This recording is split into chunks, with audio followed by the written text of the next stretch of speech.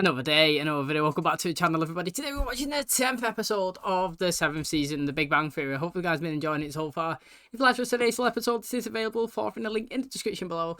Just click in it, put the password in, and enjoy. So last episode, interesting revelations, and it was the fact that Penny was married to Zach. Yes, this was actually revealed during a conversation, between her and the gang, where she was actually saying, she went, had a drunken night out, went to Vegas with Zach, and obviously they went and got married. She thought that it was just a mess around, something playful, do you know what I mean? She got married in front of her fake Elvis, and, all the gang was like, look, mate, that's actually real, you're going to have to deal with this. And, it was Thanksgiving, he was going round to Howard's mum's house, he was cooking dinner for everybody, and, all episode, basically, Leonard was kind of on the back, and he was kind of bickering back and forth. I understand where Leonard's kind of coming from, because he's got a girlfriend who's married to somebody else, but, I understood where Penny was kind of coming from, because she was like, look, I'll deal with it on Monday, I'll call him and ask for an annulment, but your pestering, mate, is doing my head in, and he was always kind of at a bickering.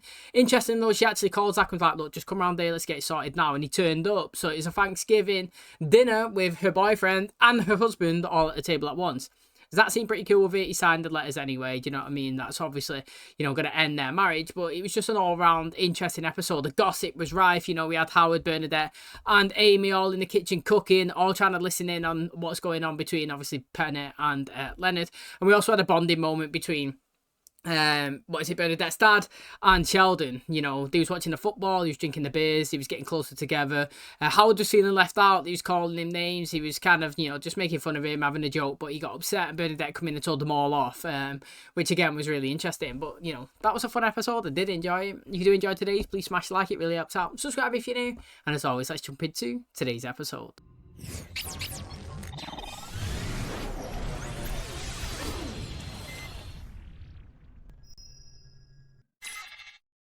This is Science Friday. I'm Ira Plato. My guest today is responsible for the discovery of the first stable super heavy element. Welcome, Dr. Sheldon Cooper. Thank you. I understand that you actually discovered this element by mistake. Yes. Calculations are way off, but they find the element anyway. It's like misreading a treasure map and still finding the treasure. Talk about something else. Do you know that I yodel? But this could be taking you down the path toward a Nobel Prize. You're a physicist. Yes, I'd be a physicist with a Nobel in chemistry. Everyone laugh at the circus freak. It's because of bullies like you. Every day more and more Americans are making the switch to television. I mean, to be honest there, if you look at Sheldon, why he's got no reason to storm out. I mean, the guy wasn't. Do you know what? Could you call it kind of backhanded compliments, the way Sheldon kind of does it to people? He was kind of giving him props, saying you can go for a Nobel Prize for your discovery, but you didn't really mean to do it. It was a mistake. You know what I mean? He's kind of giving him a compliment, but a backhanded one. But at the end of the day, he's obviously fuming that he maybe potentially get a Nobel Prize in chemistry, and obviously he's a physicist, and he's not happy about that. But that can leave the door open to attaining 2 Nobel Prizes. Is that not the case? Could he not get one in being a physicist and one in chemistry? And then, has many people done that before? Has anyone got 2 Nobel Prizes? Maybe, potentially, but maybe what, in 2 different subjects? I don't know. Do you know what I mean?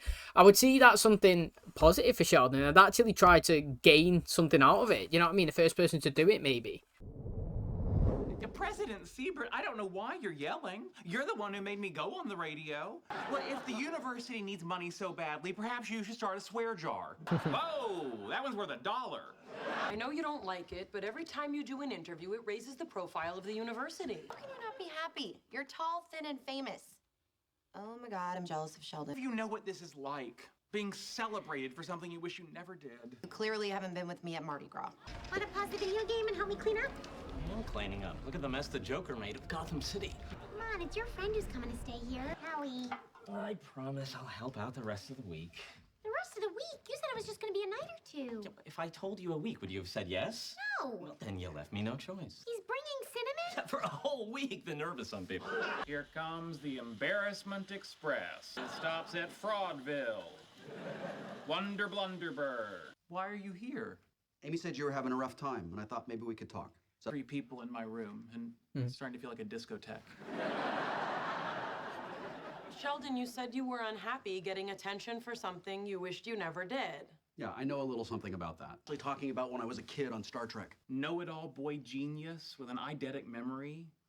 Who couldn't relate to that? A lot of people really hated the character, and some of them hated me because of it. Sheldon, the point is, Will learned to embrace that part of his life and moved on to bigger and better things. I'm just saying that there was a time when I thought I would never get out of Wesley Crusher's shadow. But now it's just one small part of a pretty great life. Would you two like to stay and play trains with me? Now. I work the controls. I say all aboard. You sit quietly and watch. The thing is, right, it's interesting because people go into acting. Well, I don't know, actually, you know, if you wanted to be an actor, do you go into it because you want to be famous? I suppose I've never really actually thought or heard anybody talk about this. Like, do people go into acting because you find it fun and that's something you want to do, kind of like an athlete in sports, you know? They pick, it's good at something, you know, you're getting drafted in college, you go baseball, do you go the NFL, do you go basketball, do you know what I mean? You pick the sport that you really want to do. With an actor, you know, do you specifically become an actor because you really enjoy the thing that you're doing, or is it because obviously it's kind of fun but you also get the benefits of being famous and having good paychecks? You know what I'm saying? Like, it'd be interesting because I do find it mad how some people become actors, get the fame and then dislike it, and wish that they never kind of had that role before. Do you know what I mean? Where it's like, was that not your intention going in? I understand that you can start something and not enjoy it and it can be too overwhelming and step away. But, you know, the majority of them, I reckon that that's the reason why you get into it, for the fame, the fortune, and obviously being able to have something that's long-lasting and you know, be there the way something like Harry Potter is, you know, 20 years down the line, still as rocking and rolling and popular as ever. Do you know what I'm saying? Gonna brush your teeth on my couch? No, I'm gonna brush Cinnamon's teeth. Sorry I'm so late. Did you already have dinner? No, we were waiting for you. Oh, that's so sweet. Yeah. So what do you feel like making? Let me get you a glass of wine. I'll cook dinner. Oh, Raj, you're our guest. Don't be silly. Sit. You look like you've had a long day. No, she always looks like that. Because she married an idiot. Tell us all about your day. Hey, well, first I was late to a meeting because I was stuck in traffic. No, I keep telling you to put that traffic app on your phone. Hey, when you got home today complaining that you felt sick from eating too many jelly beans, did I tell you how to fix it? No. I said, oh, that must hurt, and I rubbed your belly. She's gonna love him being there. Hello, President Siebert. Thank you for taking my call. No, I just wanted you to know that you can now expect enthusiastic participation from me regarding my discovery. For your information, I have 9 friends. 10 if we include you. 9 it is. Hey, you're in a good mood. I'm in a great mood. Well, you're about to be in an even better one. I've been rerunning the tests on your element in my lab, and I disproved it. Your element does not exist. Do you know what that means? That means that all of this attention that you hate goes away. So no more interviews? No, it's all over. I can't believe it. Well, you're welcome. You robbed me of my greatest achievement. No, I don't understand. All you've done since you discovered this stupid element was complain I was trying to make you happy. What's with all the yelling? Leonard disproved my element. Now all the attention is going to go away. Thought the element was real, I didn't want it. But now that Leonard made it not exist, I want it more than anything in the world. Science is my best friend. Oh good, I'm back up to 8. You tell him he's out of his mind. Actually, I get what he's saying. Oh, yes! 9! Welcome back, buddy. What do you want me to do? Hide the information? If I don't publish it, it's just a matter of time before someone else does. But no, of course you have to publish. That's your responsibility as a scientist. Doing otherwise would be unethical. You have no choice. And I'll publish. Can you believe this guy? He is not wrong there, though, is he? Do you know what I mean? Like, at the end of the day, somebody will look into something, and one day his theory will be disproved, his element, and that way, do you know what I mean? What would you rather do? Have all the attention? This is a good question. If Sheldon found this chemical element and he received a Nobel Prize for discovering it, and then later down the line it was disproved that it's not real, would it get rescinded his Nobel Prize away because he didn't actually discover anything? That would be very interesting. Aw, Raj did the dishes. How do you know I didn't do them? Because once when all the knives are dirty, you cut a bagel with your keys. Soy peppermint mocha. Aw, you didn't have to do that. My pleasure. And don't worry about your presentation today. You're gonna be great. Yeah, you're gonna knock it out of the park. What presentation do I have today? Just go. Come on, I brought you one too. No, I don't want coffee. That's why I got you hot chocolate. Give me that. It's amazing how far you've come, given that you're an only child raised by an overprotective mom. Hey, I just wanted to let you know that I posted my findings. And the only other retraction I ever had to issue was when I was 7. And I conceded that my brother was the greatest ninja in East Texas. That's my favorite superhero, the Watwacta. Sorry, Cooper. I retract it. Nice job disproving the Chinese team. It's not a big deal. It's a huge deal. Cooper, maybe physics just isn't your thing. I can fight my own battles. Isn't that right, Bowie? Reference to my speech impediment? I can't control it. You're right. That was uncalled for. Get back. Of course you do, because you're the retractor! The thing is, though, has he not just said something incorrect there when he said the only thing he's ever had to retract was when he was 7? Because did we not see him go on a thing with these guys? Was it season 2 or 3 when he went to the North Pole and he come back and he posted his findings and then he had to come and retract his statement or whatever because he'd already emailed the university saying that he discovered something and then he had to retract it. So I just found maybe a flaw in the story. I mean, it's not deep, is it? But it's just that I'm pretty sure that we've seen him already publish something and withdraw it. Raj, this dinner was amazing. If you're here much longer, I'm gonna have to buy bigger clothes. Maybe you could try being more thoughtful like your friend Raj. Yeah, well, maybe you could try being more like Raj. Like I don't do enough around here, now I need to pack your lunch? And by the way, why do you need a note telling you to go get him? You're a grown man, you should know to go get him. You know, all calm down and take a step back. I'm a lousy husband. You're not a lousy husband, you're a great husband. I was the one feeling like a lousy wife. I know what the problem is. It's him. What did I do? You made us feel like we're not trying hard enough. Yeah, we were totally fine half-assing our marriage till you showed up. Does feel good to have you backing me up for once. I back you up all the time. That is not... He's doing it again! What's wrong with you? Oh no, I forgot Cinnamon's toothbrush at Howard's. I guess you're sharing with Daddy again. What's that animal doing in our apartment? Oh, relax. She's in her crate. She can't get out. Yeah, I have 2 words for you. Jurassic Park. Beautiful night. Why don't you and I go for a nice walk together? Everything is just sex with you, isn't it? I can only be there for you as much as you are for her. Thank you, Rajesh. And Amy, you need to be patient with Sheldon instead of pressuring him to accept intimacy on your terms. I'm Ira Flato, and this is Science Friday. Thank you. Ira, if I may, I'd like to apologize for my behavior last week. You walk us through the process you used to disprove his theory. Well, Yeah, I believe I can answer that. Start at the very beginning. A small town in East Texas. I'd really like to hear it from Dr. Hofstadter, if it's okay with you. What a surprise. Wait, did you invite me back just so you could ignore me? Actually, I didn't invite you. You came in, you took a seat, and I'm not comfortable with confrontation. You know, if we did a shot every time they said something embarrassing, this would be one hell of a drinking game. I don't just say smart things about science. I also yodel. I'll get the vodka. That can't be Sheldon. I would have loved to actually see if it was him. Makes me laugh, right? Because as we always say on this show, everything has to come round full circle revolving around Sheldon. Do you know what I mean? Like, when everybody was giving him attention because obviously he found a new chemical element and he was potentially going to get nominated for a Nobel Prize, it was all about him and he didn't actually like it, which is interesting because obviously Sheldon loves it and everybody talking about him, but obviously because he knows that he didn't actually, as he says, you know, find it himself, it was by accident, he didn't like it.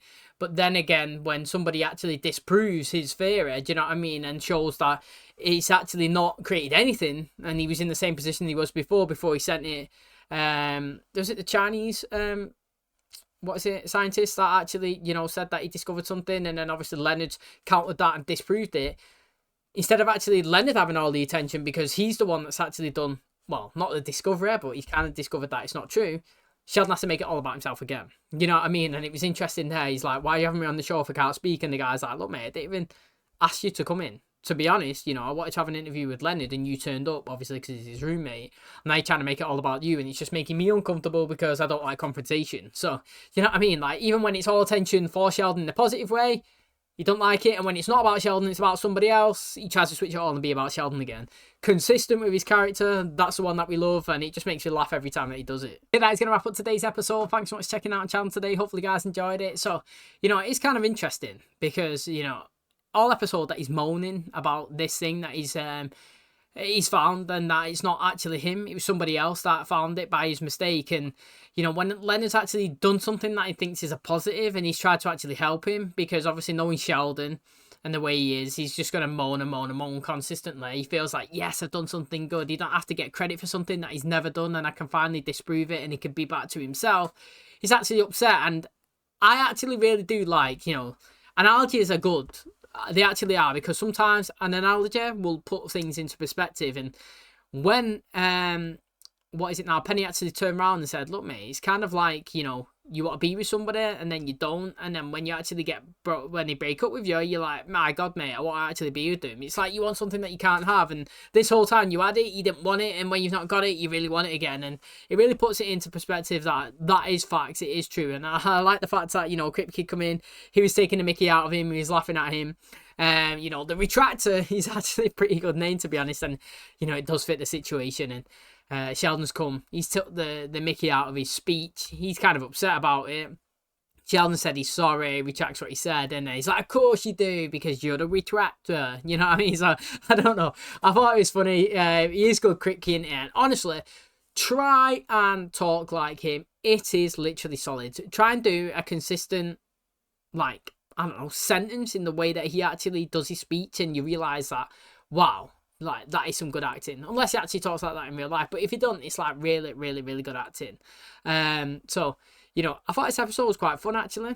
Raj, I don't personally think that he done actually anything wrong. He come to somebody's house. He was being a good guest. He was cleaning up. He was looking after himself. He was staying tidy. He was cooking him meals. He was like, look, you know, you've done something for me. Let me do something for you.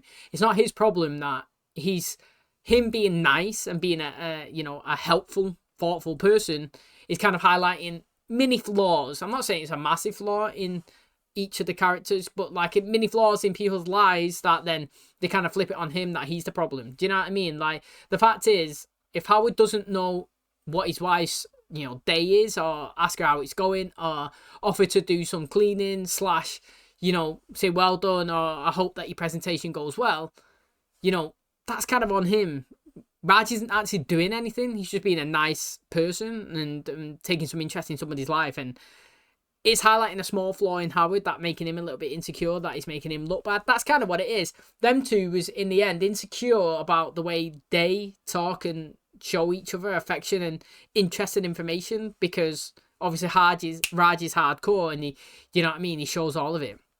And then obviously he's gone to Sheldon's apartment and he's kind of upset Amy, which I actually thought was pretty funny as well, the actual conversation that he was having. But I think Raj is great, to be honest. He'd be a perfect husband. Do you know what I mean? Imagine being a wife to him, coming home every day, nice cooked meals, nice clean house, always there thinking about adorning on you. Do you know what I mean? He's always waiting. He's giving you compliments. He actually would be a great person to be married to. And hopefully maybe one day before the show ends, we can see that happen.